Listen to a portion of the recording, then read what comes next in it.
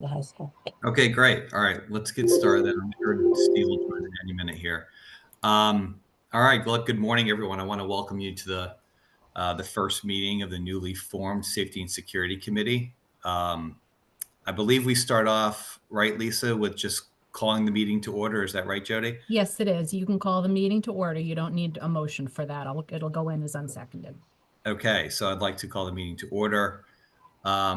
The beginning of this, if people have a few minutes, I did want to just take a few minutes just to set the table with some opening remarks, what we're hoping to accomplish here. I also just want to thank everyone for being here and for the opportunity for the committee. So I think it's important, and I want to thank you all.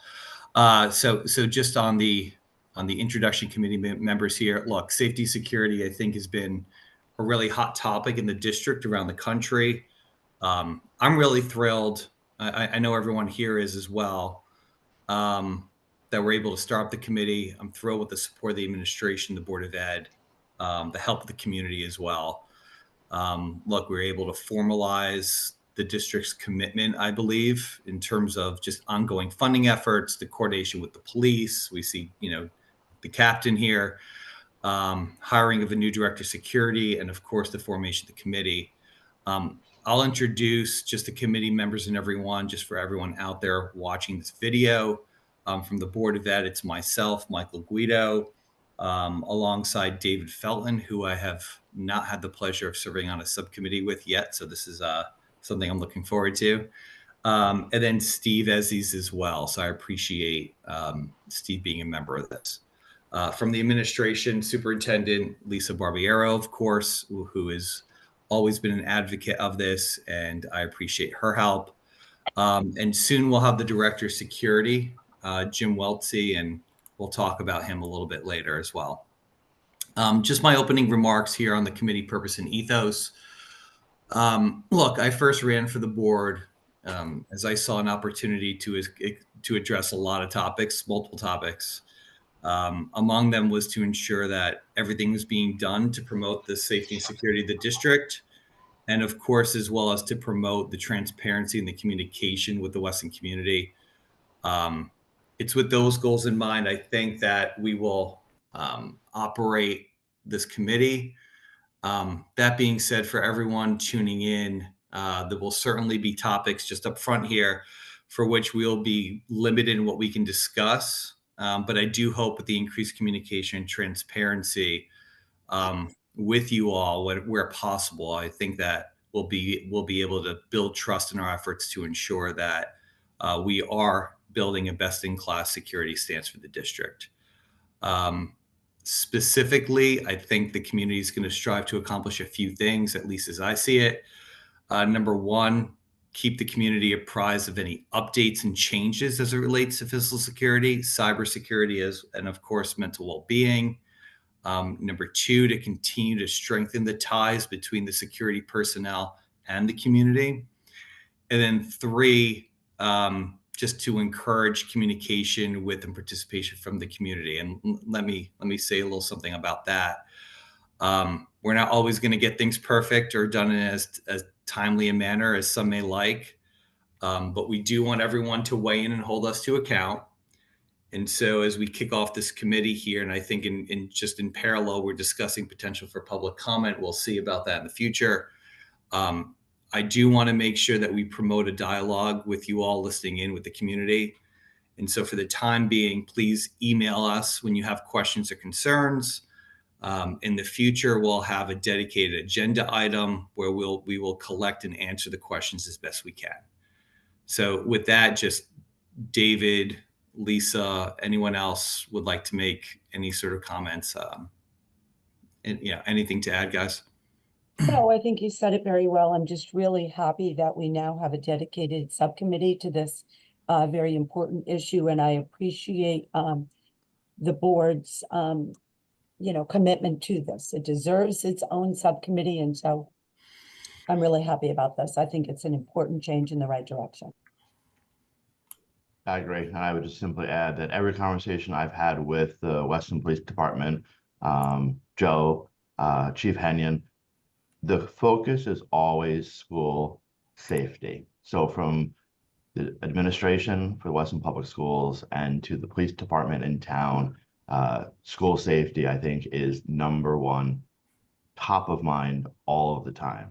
So hopefully all of the things that happen out of direct public view, we can talk a little bit about so people have a level of comfort that the people in charge 100% are committed to making sure when they drop their children off at school each morning or their children drive themselves, as is the case now for one of my kids, they're going to a safe, secure environment where they will be protected.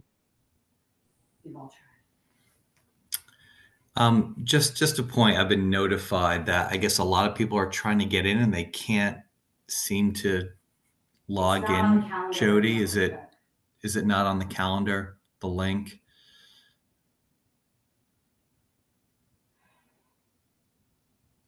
Just as we sort that through. I guess see the Zoom link on the calendar. It's there. You do. Okay. I do see somebody who is sitting in as an attendee watching, Okay. which is exactly what they will do, the same as a board meeting. They sit on the attendee side, not on the panelist side. So I do see an individual there.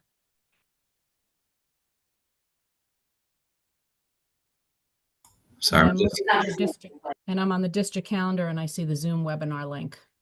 Yeah, but if you click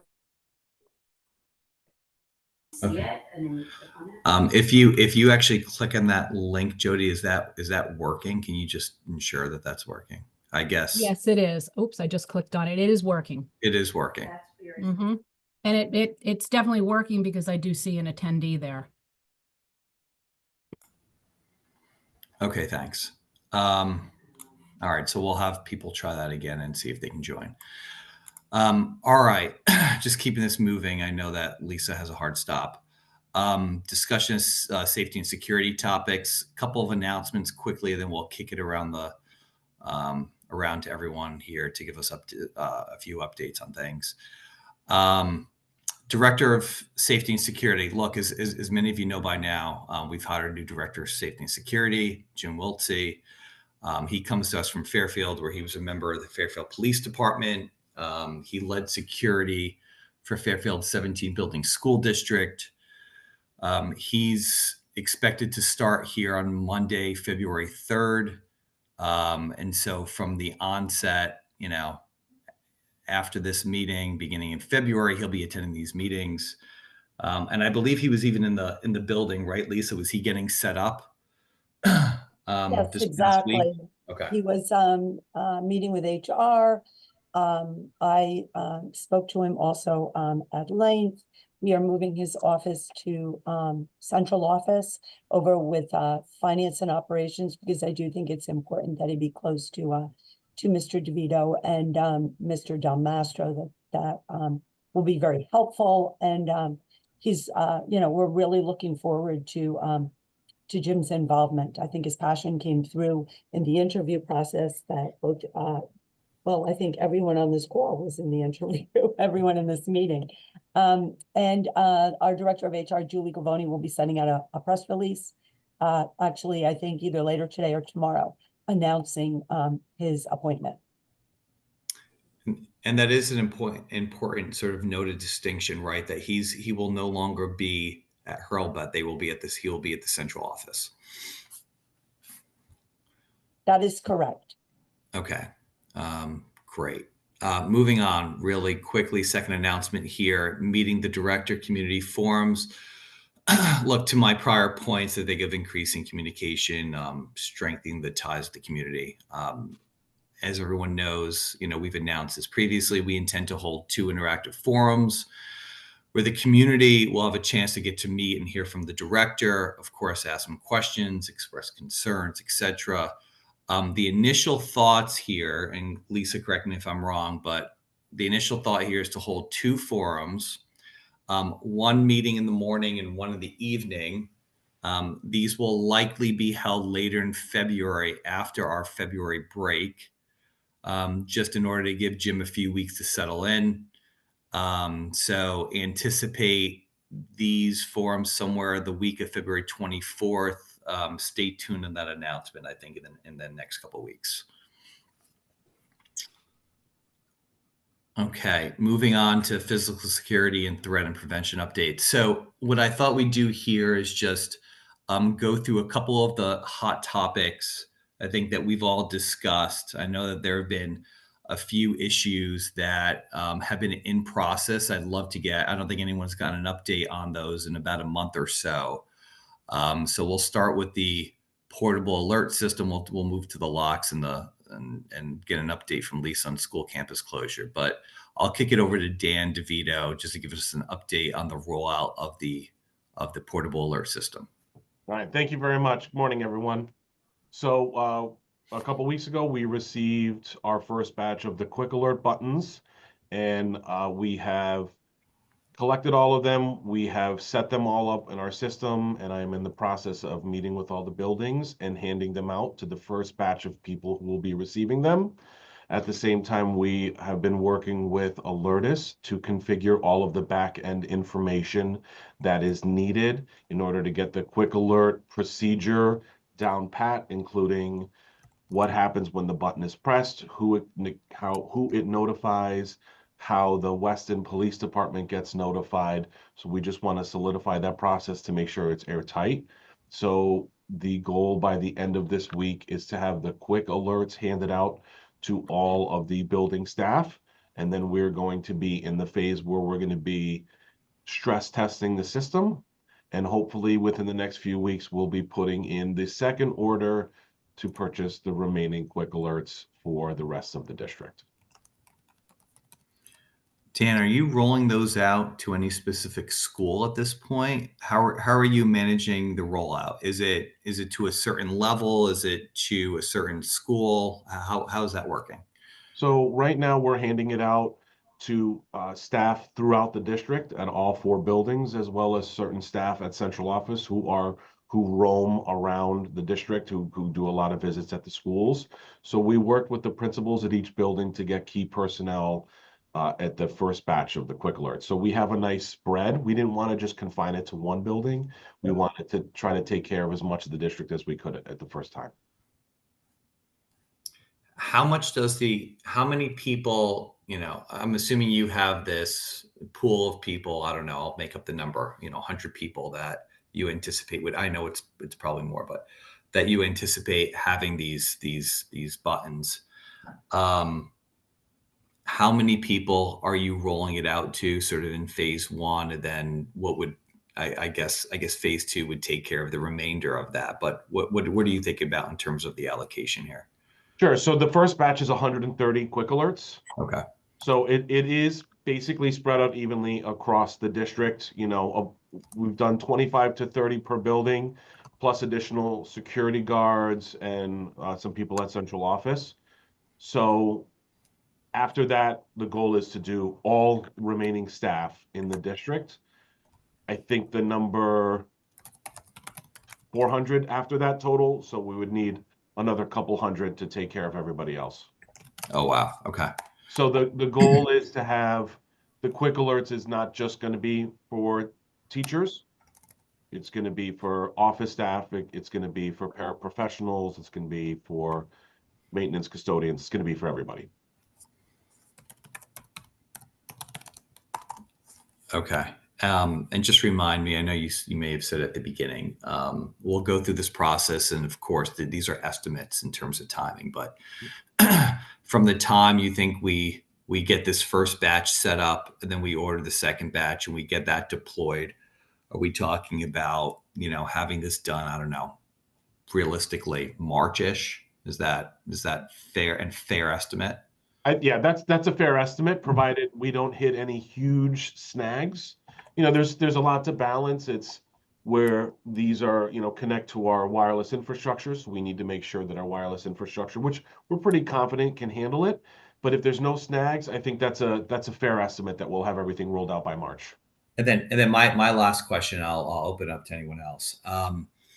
In this first batch, we'll work through the kinks, but in between the first batch and the second batch, Dan, and getting the second batch up and running, once we have the first batch out there, that is actually live, right? That will be that will be effective for those 130 individuals. And so it's not as if we're rolling out, let's say, just a test, and then we have to wait for the second batch to get in. We're already active with that first batch with those, first 130 individuals. Is that correct?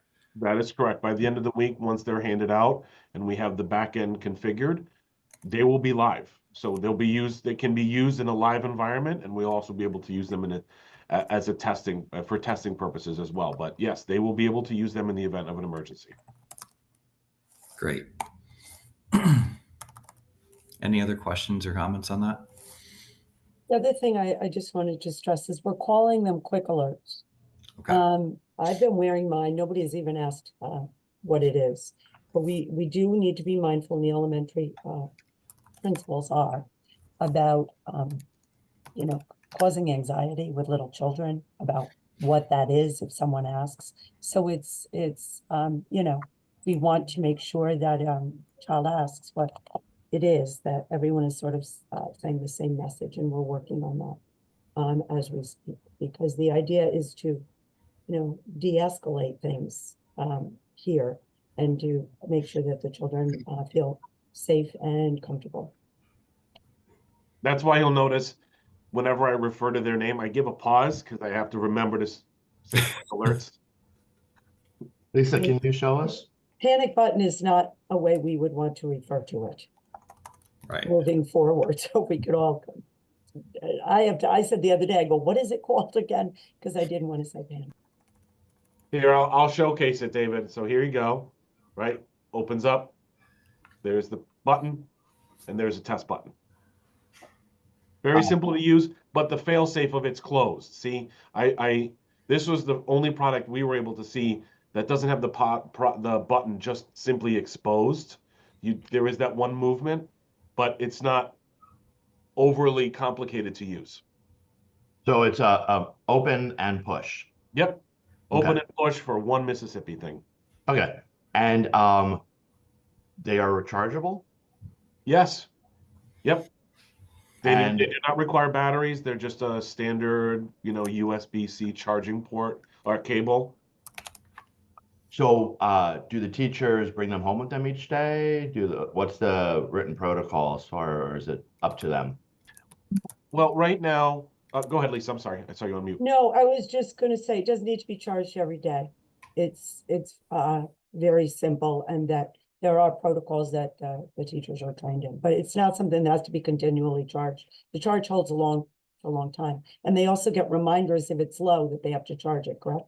Yeah, so the way it works is the battery is supposed to last a few months. However, the way we have the system set up is the quick alerts, they do check in with the system. And when they check in with the system, they'll give a battery level. So if the battery level is low and we set the threshold at 20%, then that user is immediately emailed and just, hey, you need to charge it. And I get emailed as well whenever anybody has a low battery, so I can also send a follow-up email. And we're going to be diligent in almost sending out like a scheduled monthly email. Hey, this is a reminder. And it charges very quick. It's not like it needs 8 hours to charge. It's only about an hour and a half of having it plugged in, and you can use the port on your computer to charge it. So it's not like you need to find like a wall outlet to charge it up.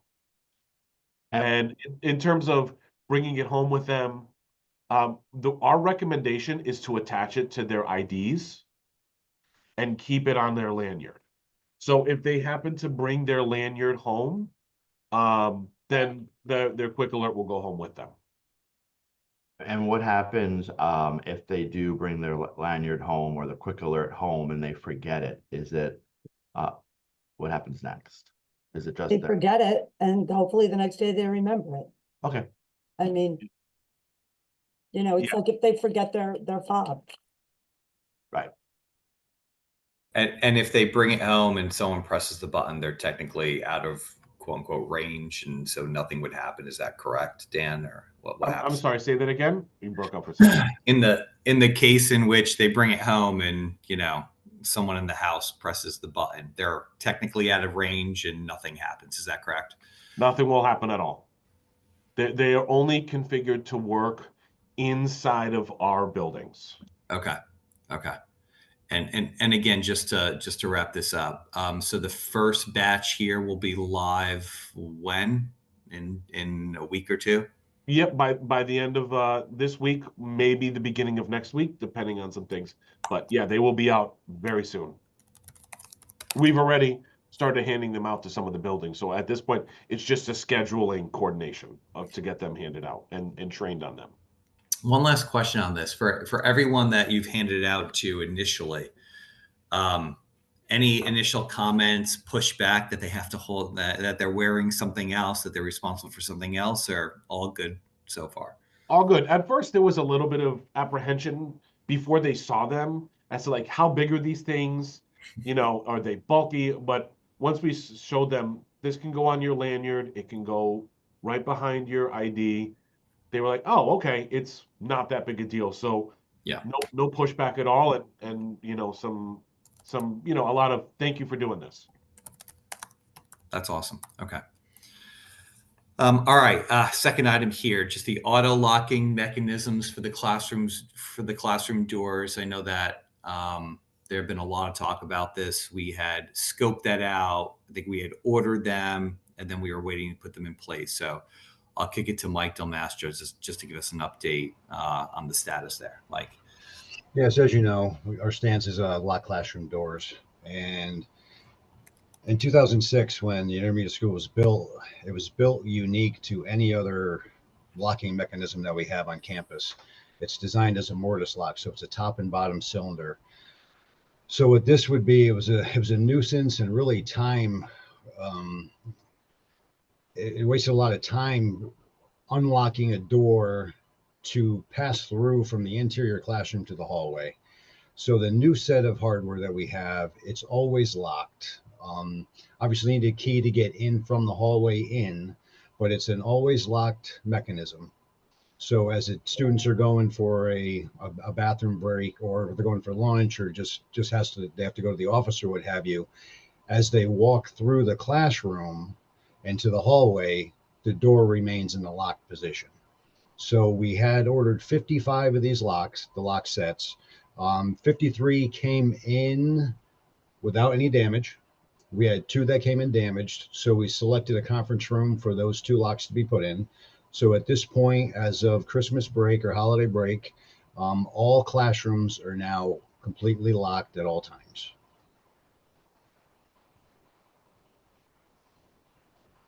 And so those are locked. So I know that there was, when we first changed the policy, right, Mike, I think there were complaints that it was just too disruptive to the classroom. Have we gotten any initial feedback now that we've implemented, the hardware and sort of gone a couple weeks here with it? I haven't heard a whole lot of feedback, but I can only imagine that the relief has been tremendous, because now you don't need a key to open that door from the inside to walk out. But yeah, it's a much simpler process. So yeah, no feedback to me personally, but I can imagine the relief is tremendous, because even walking through the building prior to our change, there was always concerns and nuisances. And, I would get teachers telling me that there's, roughly 80 bathroom breaks a day. So that's 80 times that they had to open up the door with a key and relock when the kid came back in. So I can only imagine that the relief is just really appreciated. I can add, I've been over there. I wanted to go over and check the locks and see if I could do it, and, all of that, sort of experience it. And yes, that's why we started with that school. That was the only school where you needed a key to unlock it from the inside. Kind of ironic, because it's the newest school. So yeah, you don't need the key anymore. It's much easier. So does that mechanism now, as it stands, is that more in line with the other 3 schools? And the second part to that question is there any need then to continue the rollout to the other 3 schools, or are we satisfied with the status of where now all 4 schools are, and there's no need to continue to roll out additional? All right, we have quoting for all 4 schools. Okay. At this point, the unique school was the intermediate school. That's why we put our focus into this one. We're still assessing to see if we're going to do the other three schools. The difference would be is the other three schools, you still need a key for the classroom on the interior side. So it would simplify a lot of things to change over to this style. That way it takes the fumbling away from a key, the mechanics of an emergency and your hand-eye coordination and key turning for lockdowns or what have you. So this summer, odds are we will probably proceed with all four schools just for uniformity. I think this is something that we need, if I may, to talk to Jim about. Right now, for example, in the other schools, you can unlock the door and it can still stay unlocked. Whereas at the intermediate school, it's locked. You know, whether you open it or not, it's always locked. Now, that being said, I think that there has been a real concerted effort going around where the doors are locked and they're continually being reminded to keep them locked. So I don't think that, the urgency was around that school. And if we feel like we need to make a tweak with another school before the end of the year, we certainly want Mr. Wilson's input on that. But it's much, much better.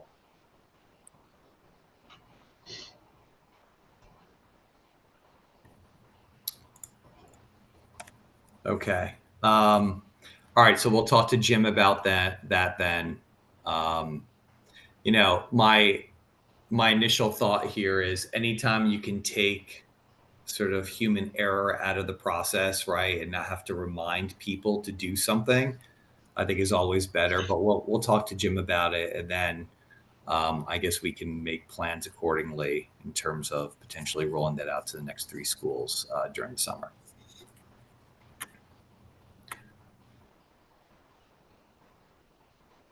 Okay. Let's see. Next on the agenda, if no one has any other comments, just to recap, Lisa, on the school campus closure, look, I wanted to check in. This is an ongoing effort, right? As we all know, in terms of education and notification of the public that the school campus during school hours is closed. And it's a little bit of a sensitive topic, I know, for some people in town. Just to confirm, Lisa, has all of the intended signage been posted around the campus? I guess is my first question. And the second question is, look, it's been cold, so I would imagine interactions are down, just generally speaking. But have you guys been involved in, have there been people still lingering around the campus even after all this time? I have not been out and about in my golf cart ever since it snowed. But I drive the car. I do not see as many people, obviously, because of the cold weather. Mike, I believe we put up all of the signage. And if after a review, Mr. Wiltsey wants us to order signage or with different wording and everything, we can certainly add to it. I know that the police and the Milo Safety are taking a real active, continued, I should say, to take a real active role, but especially around the playgrounds. Joe, I don't know if you have anything that you could perhaps add here. No, that's absolutely correct, Lisa. We do, our Milo Safety officers are actively patrolling the area. I know personally I've stood out, when I worked stood out by the playground at the elementary school and interacted with the children and kind of oversee what's going on there. I've personally seen some people being asked to leave the fields. Ironically, my own daughter, who is a substitute para at the school, who's been vetted, and she's also a coach there. She's currently in her senior year of college. She went to the lower turf field to get a run in before she went back to school, and school security came out and asked her to leave. So I know firsthand that the security guards are really doing a great job of maintaining supervision of the fields and the campus, and when people who aren't supposed to be there are there, they ask them to leave. The interactions with the police have been minimal because the guards really are doing a great job. So, is it going to be 100%? No, but I think people are kind of complying with the directive there and the policy, and people that don't know about it are being asked to leave, and we haven't received any pushback. So I think we're in a pretty good place with that right now. I think with Jim coming on board, this affords us the opportunity. It's going to get warm again, right? Mm. And so then that's when people come out. So, we continually to keep this on our radar and working hard to, it's a big culture change for the town. But I think that the word is getting out, especially with people that don't have children, that, please, during school hours, don't come in. And I'm forgetting, what is the status of the dog park? Because a lot of them are walking dogs. It's being cleared as we speak. I don't, I mean, I can almost see it from my house. So, Oh, so I'm hoping that will also, that's a great place to let your dogs go. So hopefully, with a lot of these things, we'll get to where we need to be. I'm wondering, look, as gym starts here in the next couple of weeks and it starts to get warm out and people want to walk around the campus, I'm sure interactions will go up. Look, I'm just wondering if we just have a consistent, I know we've talked about this and we've done a little bit of it before, but if we get a little bit of assistance from the town and maybe at the bottom of the First Select Woman's weekly updates, we have some sort of box just during the school year that's just standard that says basically, that just reinforces the closure of the campus during the school hours. Also, just I was thinking about this, I don't know, does it make sense to put something on the Weston, PS website on the homepage that just says it's, the campus is closed? I just think this is going to be an ongoing effort, and the more touch points that we can have with the public just to reinforce that is closed, that would make our jobs easier. So I don't know. No, that's actually a great idea. We can certainly put something on the website. I know that Ms. Saketa can handle that with Mr. DeVito. We can take care of that this week. I'm meeting with the First Select Woman tomorrow. She's stopping by. So I will ask her again. I know that I sent her something to include in her update about the budget and all of that, and to continue to do this. So I just made a note to ask her again if it, like to your point, to just keep reinforcing this is helpful. Yeah, and a recommendation. Sorry, Mike. Sorry. I was going to say a recommendation I think I had articulated to Lisa was, I think that people naturally, when they're walking, they're not necessarily seeing the sign. The sign is fairly small. So the way there are white lines painted on the road that line up with the stop sign, I was thinking, and we could definitely get Jim's input on it. And maybe if it's relatively inexpensive, Michael can just, potentially do it. Paint a stripe on the sidewalk that lines up with this, paint a stripe on the sidewalk that lines up with the sign that says, campus is closed during these hours. So as people are walking, this is a visual indicator that we're already accustomed to when it comes to things like stop signs. And perhaps even I was suggesting 2 lines, one that would be yellow on the side that is public and red. So a dual color line that might give them more pause. But I'm thinking like the people that wind up, I'm generalizing, and we can kind of tell from the pictures that have been submitted to us, the people that are generally walking on campus, and Joe, I'm not excellent at profiling, but I think we can generally say they're not the typical person that is intending to do harm. So take that. It's probably people who just don't know, people who maybe not have kids in the district. So I was thinking maybe just a simple stripe, 1 color or 2 colors that lines up with the signs that basically would be a visual indicator to let people know campus is closed during these hours. Because I think generally speaking, people are going to follow the policy if they understand it. So it's a well thought out policy. It's a reasonable policy, and it's not creating hardships for people. I don't know, Joel, what your thoughts are on a stripe on the pavement, or if you want to go that route, I'd actually suggest some sort of sign when you go when you turn off of School Road going towards the intermediate school, and then on the other end of that by the high school, on that sidewalk, I'd actually just put some sort of either a sandwich board during school hours. When security's out there putting up the cones for traffic, you could put something up physically in the walkway, whether it's a small sign on a post or a sandwich board, to kind of reinforce that message for the time being. Because I mean, people don't pay attention to those white lines at stop signs and just drive right through. But I think a physical impediment is more in their face and might reinforce the message better during school hours. And it's just something that could be pushed off to the side when they collect the cones type of deal for after hours. Not a bad idea. That's actually a good idea. Yeah, let's also run that by Jim, but that would surely get people's attention, Joe. So yeah. Yeah, I think it's how do we get the message to resonate, and the more in your face, the better. I think, especially initially, you can kind of phase it down over time. But if people don't see it, you know, they're just gonna, because those signs, most people are walking, looking at their phone or whatever. So if the sign's off to the side and they don't see it, they're gonna, if nothing else, claim ignorance to it. Versus if it's kind of, if you have to physically walk around it to get where you're going, you can't really say you didn't see it. So. Yeah, it's something I think we're going to have to reinforce, obviously, when it gets warmer out. And every year, the start of a new year, we have new people moving in, we have new students. So we'll have to, that's part of the education of that too. So yeah, agreed. I think that's a good idea, Joe.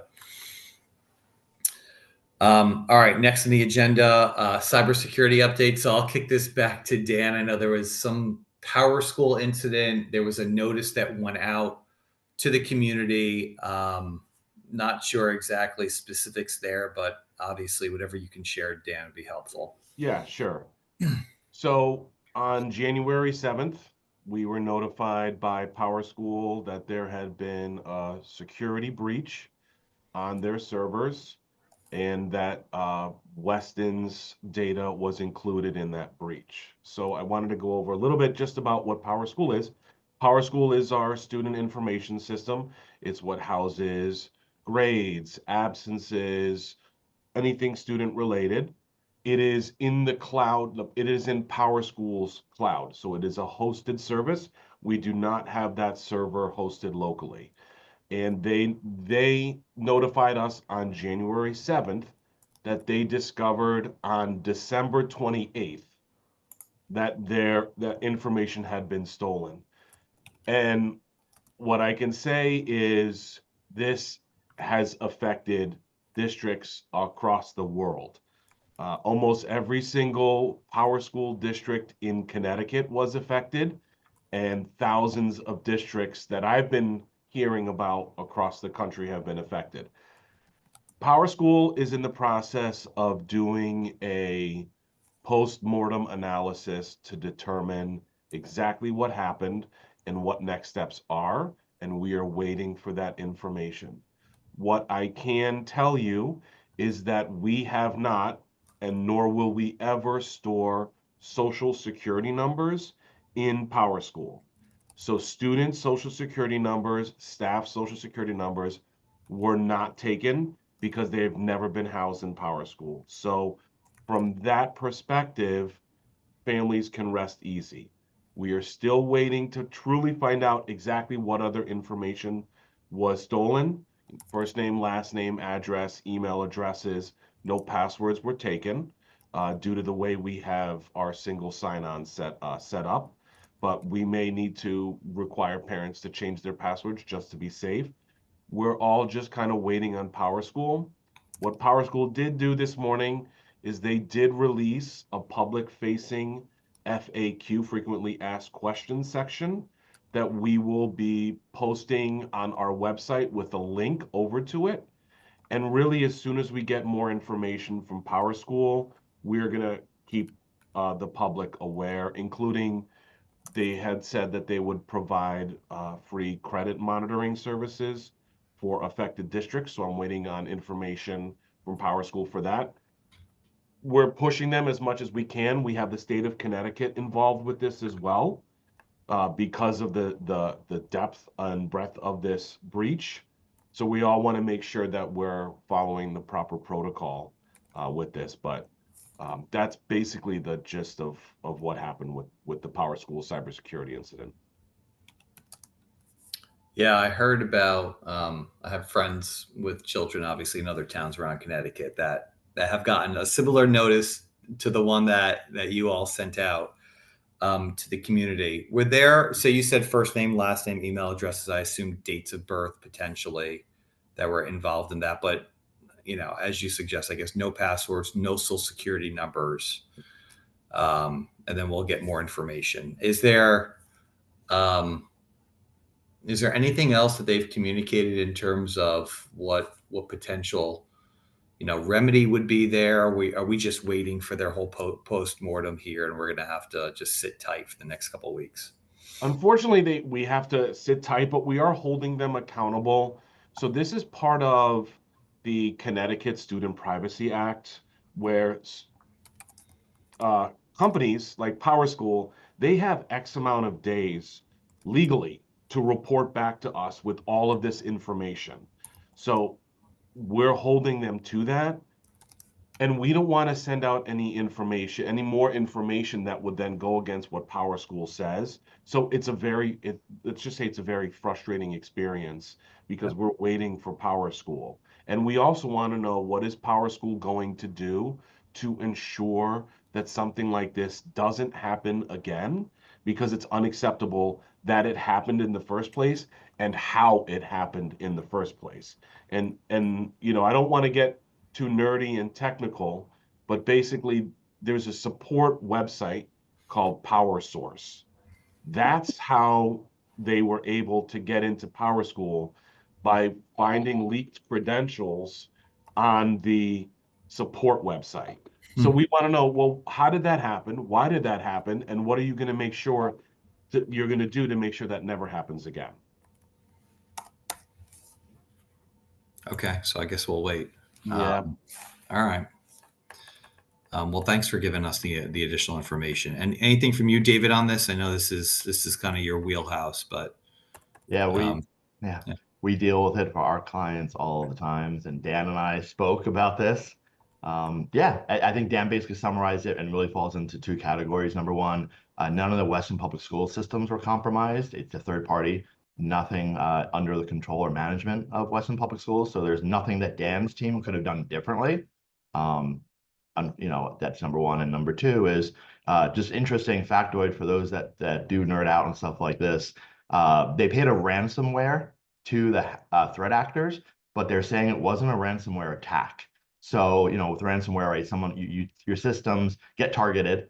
They then take your data and they say, we will not release your data if you pay us. So, well, evidently PowerSchool agreed to pay them in return for not releasing the data, but stealing the data wasn't their intended initial intention. So it's fascinating, I think, for Dan and I as two IT nerdy people. But from a business perspective, unfortunately, my company sees these things literally every week. It's not an if, it's a when. Your data will be taken from someplace, somewhere, at some point.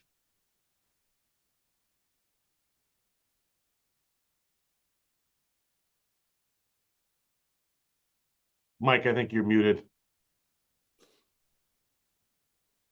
got it. Sorry. I said, all right, I guess we'll just wait. Wait and see. Hopefully it's an easy fix here and nothing's really been compromised.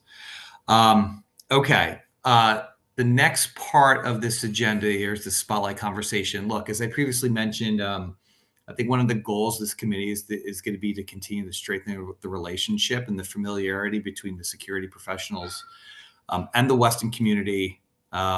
So I think at each meeting, we're going to try and spotlight an individual, engage in a brief conversation just to get to know them, where they are in terms of their part of the security effort, understand their roles and views around security, and just their impact. So today, look, I'm really excited about and appreciate the fact that we have Joe Michelli here, who was just recently appointed. Congrats, Joe. The next and new captain of the Weston Police Department. Joe, I also heard, I know Lisa and I have spoken about this too, that I don't know if this is the correct title, but you're also a designated, I guess, crisis manager. So I think you're going to be one of the individuals obviously instrumental in the coordination efforts between Weston PD and the school security. And look, Joe's already been part of this process, as was mentioned before, I believe by Lisa, that Joe was a member of the committee along with David and I and everyone else on this call that interviewed the next director of safety and security. So Welcome, Joe. Appreciate the time. I guess I would just get started off. I'll ask you a couple questions here and let you riff. But would be really helpful, I think, interesting for everyone to know a little bit about yourself, your background, how long you've been an officer, what your role is in terms of the coordination with the district, and what a crisis manager does. So would love all of that from you, Joe. Okay. Yeah. Thank you for the opportunity. I've been with the department since 2006. Started off as a patrol officer, worked my way up through sergeant, and now been appointed to captain. Around 2007, I was appointed as the emergency management director for the town, and have basically been, leading the community through a number of crises, whether it's been, initially Hurricane Irene, and the various storms that have taken place after that, to the COVID-19 response, and kind of everything in between. The recent flooding in August. Those that have been in town long enough probably recall when we started the initial rollout with Code Red. I was the one writing the messages and giving the nightly updates after Irene. Where it was really an unprecedented response with no power for a week or so. To that end, I've been involved with school emergency planning and operations and school security throughout my entire tenure as emergency management director. So, coming into this role post, Captain Bernacki, it's kind of a smooth transition in that respect. I hold a lot of the, same certifications that Matt did, as well as some others. I did my master's degrees in public administration with a concentration on public safety administration and emergency operations. Taken numerous courses, Department of Homeland Security Comprehensive Assessment Module, other threat assessment courses. I've also trained down at the NCFI with the Secret Service. So, I bring, a good foundation of knowledge. Prior to my tenure here, I was also a fire chief and chief of EMS in the town of Reading, where I kind of started my emergency career, if you will, first responder career as a senior in high school, where I finished the EMT class and matriculated from there. So I've been at this, really my entire adult life. I'm excited for the opportunity. I've really enjoyed working with, Lisa and the administration over the years. We've done a lot of positive things together, and every time these crisis response comes up in the nation, we're talking about it immediately. When the unfortunate events, school shootings take place, we're on the phone almost immediately. And I'll echo David's sentiment earlier. This is very important to the chief, as well as myself and every member of our department. We spend quite a bit of effort training on an annual basis. Our officers train quite a bit, and we understand fully and are committed to the Weston school system is our primary industry in the town of Weston, and we know what that means. We're all parents as well, and we take the obligation of providing that security blanket very, very important. And I can assure you that every member of our department is fully committed to the safety and well-being of all of the students, all the educators and staff at the Weston Public Schools. Personally, with my new role as captain, I do have an open door policy, and I encourage any dialogue. I'm happy to sit down and speak with anybody, any member of this committee, or to the public at that end. We do take it that seriously, and I do personally as well. So please, by all means, reach out anytime. I appreciate the opportunity to be a member here and be a contributor, and look forward to working together over the coming years. Oh, that's great. I have one follow-up, and then whoever else wants to jump in. Just as I think about sort of the coordination between the police and the administration here, it feels like to me as though, you and Jim will work pretty closely together, right? And you guys are the connective tissue between the administration, of course, and the school district security and the police department. I know Jim hasn't started, but from your perspective, how do you envision sort of working together with Jim? Do you guys have consistent sort of, do you guys have check-ins every, periodic check-ins that you have on a calendar? How do you work together with the director of security to ensure that you guys are aligned and that there's, of course, good communication between, again, the district and the police department? Great question. This is an opportunity I'm actually very excited for. Kind of Jim and I starting at almost the same time, within a couple of weeks of each other officially, which kind of makes it unique. We'll be able to establish, routine schedules and check-ins, as well as informal dialogues. I have his personal cell, he has my personal cell. We're not just a Monday to Friday 9 to 5 relationship in that regard. So, there may be a need to speak at 11 o'clock at night. I'm confident Jim understands that and is open to that, as I am as well. So I think you'll find no hiccups there. Jim coming out of the law enforcement community in a neighboring town, I've had the pleasure of being at some training sessions with him at the command and executive level. So we already have some familiarity with one another, and mutual respect and appreciation. So I think it's going to be a seamless relationship with one common goal of providing the best level of security, to the district.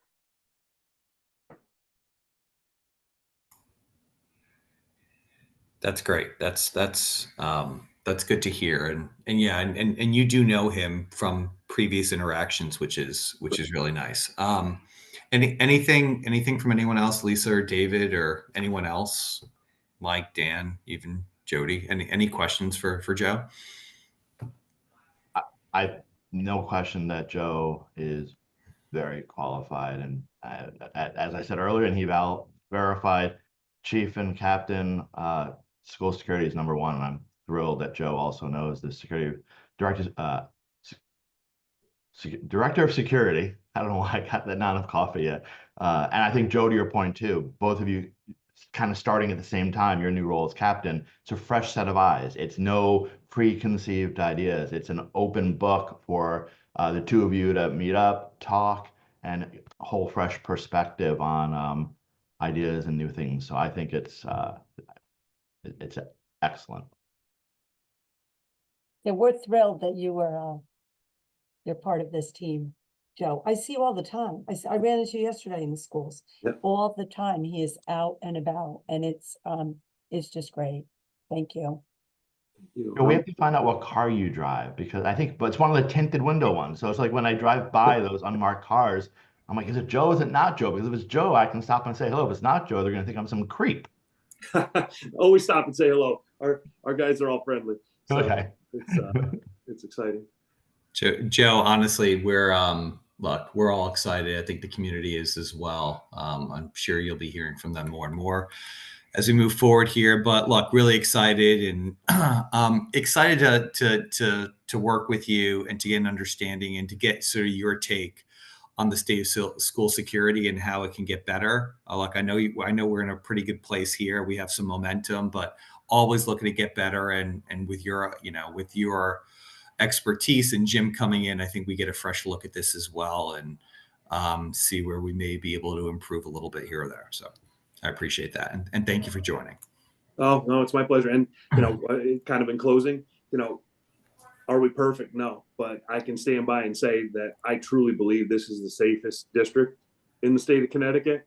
We're making adjustments, we're making tweaks. We have a good work group here and we'll continue to improve, but this really is a special place as far as being safe, welcoming, warm educational community. And, my wife also works in the schools. So I have a little skin in the game as well. She's in one of the school buildings. So this is school safety is very personal to me for a lot of reasons. And I really look forward to working with this group and I appreciate the support. Thank you. Well, thanks, Joe. We really appreciate it. And we're looking forward to working with you in the future here. I know we're coming up on time. We have a few just other agenda items. These are just mentioning a few topics here. for future for future topics in the coming meetings, there are a couple things I just wanted to call out. At the next meeting on February 11th, we're going to introduce the new Director of Safety and Security, Jim Wiltsey, again. So we're excited for him to join. There are a few, of course, outstanding safety and security topics. I know, such as, things like third-party assessments. There are some other physical topics that we also want to discuss and get on the agenda when Jim joins. So stay tuned for those. We'll also work through some of the updates and some of the things that we talked about before with the quick, what do we call them? The quick alerts, quick buttons, quick alerts. With the quick alerts and just the auto locks, we'll just sort of keep an eye on that, everyone, just to make sure that we know where we are in the potential rollout to the other schools. Also, we'll be talking to Joe and to Jim and to whomever about just trends in safety and security, what everyone's seeing, what the state of Connecticut is doing, just to make sure that we are staying on top of, latest protocols. Lastly, of course, I do want to mention, we're in budget season here. The capital budget this year, as we work through it, it's our second year of a 3-year commitment where the town is intending to commit, $330,000 or so devoted to school safety and security initiatives. So we'll have more on that after we've worked through the budget process over the next few weeks. So stay tuned for that in the next meeting or two. We'll update the community on that. And then as we move through here, look, the next scheduled meeting is on Tuesday, February 11th at 8:30. So we hope everyone will tune in. I think, Jody, there were some issues in terms of maybe not having passcodes or whatever have you for Zoom posted. So I think in the future, let's just make sure all the information is there. So people Are you who don't talking have about for external or internal? for external as well. I believe some people were having trouble from what I understood. I don't know if they don't have Zoom and they were trying to log it through the browser. So we'll get that That settled. could be, because Yeah. normally if you click on that link, it brings you right through. It might be that they don't have Zoom, because I'm noticing some of the names are people I've seen before on board meetings, others are not. So it might just be that they didn't understand that they needed to click on that and open up a Zoom browser for it. But And Michael, otherwise, that link is you're right, working. Michael. That does happen. Where from every time once in a to while, even time. if they click on the link, it still asks for a passcode. Every once in a while it does that. Something to do with the client. So Jody, we'll just say, here's the passcode included, just in case moving forward. Yep. Yeah, that'd be great. I mean, I've had some problems with Zoom myself and I've had to use the passcode. So just going forward, we'll do that. And anyone who wants to see this meeting who couldn't get in, obviously we'll make sure that they can get in and direct them. Yep. Okay, so unless anyone has any other questions or comments, I know we're at time. I guess, can I have a motion to adjourn? So moved. All right, can I second that, Lisa? Do we need a second? You can second it. You can second. All right, I'm second. Excellent. Thanks everyone for joining. Really appreciate it. Joe, Dan, Mike, thanks for joining and giving us, some updates there, and we'll talk to you in the future. But until then, we'll see everyone on February 11th. Thanks. Thanks, everyone. Bye.